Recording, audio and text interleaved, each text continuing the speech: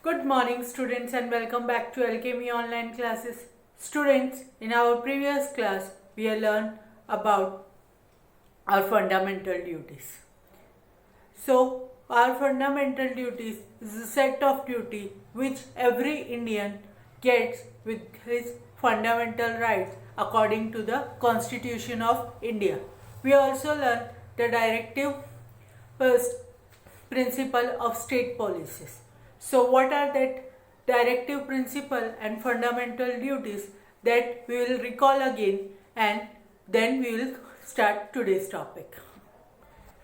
Our fundamental duties are to respect all national symbols including the national flag and the national anthem, to protect public property including public transportation and public monuments, to protect and improve natural environment, to defend our country during the time of an attack and never disrespect it, to avoid violence and not promote it, to respect all religions, cultures and people of the country. This is a set of duties which every Indian has to follow. There are many other duties in our constitution. Now come to directive principle of state policies.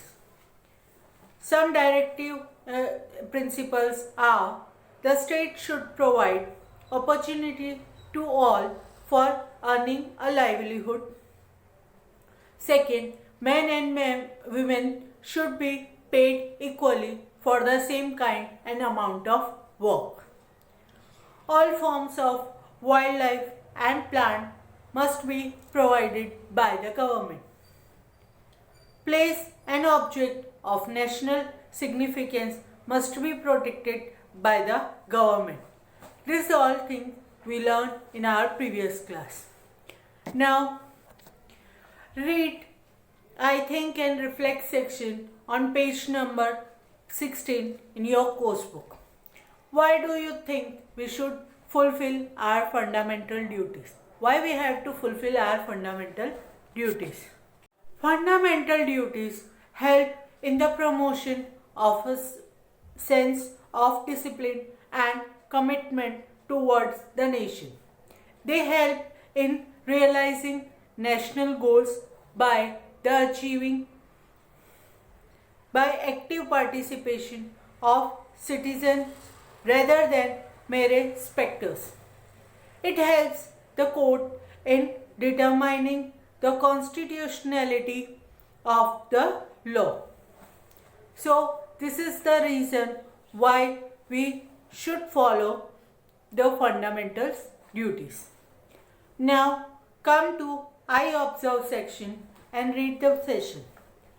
According to the right against exploitation, child labor is banned in India. Collect the information about the Bachpan Bachao Andolan. What has it done to prevent child labor? What is Bachpan Bachao Andolan and what it has done for child laboring? So then this we will discuss now. Bachpan Bachao Andolan is an India-based movement campaigning for the right of children.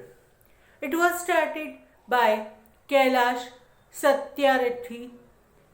Its focus has centered on ending bonded labor, child labor and human trafficking, as well as demanding the right to education for all children. Means this organization is working against the child laboring and working for child's right. They are working for education of every child, whether the child is rich or poor. So this we have seen that Bachpan Bachao Andolan works for children against the child labor, that child labor is banned in India. So wherever they are finding this kind of things, they are taking action against them and they are asking court for the justice of the child, and they are providing trying to provide education to the child. Now read I extend session. Find out what the right to freedom includes. Make a list of that. You have to take a paper and you have to make a list of things or points which is included in Right to Freedom Act or Right to Freedom fundamental right. So this is your work. You have to do it at home. You have to make a list of the points which are included in Right to Freedom. Now come to I Learn for live session. It is our responsibility to keep our surrounding neat and clean. Throwing litters on the ground and splitting in public place should be strictly avoided. What can you do to keep your neighborhood clean? As a citizen of India, it's our duty to keep our neighborhood clean. For that, we don't have to throw litter on the road. We cannot throw garbage on roadside or nearby area. We have to throw garbage in dustbin only. And if someone is doing this kind of action, splitting on road or throwing garbage or throwing water on road, so we have to stop them. It's our duty to stop them as an Indian citizen. This duty is given by our constitution. To make our city clean, we have to take action against those people who are not keeping it clean, who are throwing garbage on road, who are splitting on road or making their neighborhood dirty. We have to talk to our elders regarding that. They will complain to the municipal commission and the municipal commission will take action, or a person can file a police complaint for that. So whosoever is doing this kind of work, so police will take action against them. This thing we can do for our nation. This is our fundamental duty. Now students, come to I-Link session. The fundamental rights and fundamental duties are interdependent on each other. Write it with example. You have to write a paragraph on the fundamental rights and fundamental duties are interdependent. You have to write some example. This is your homework.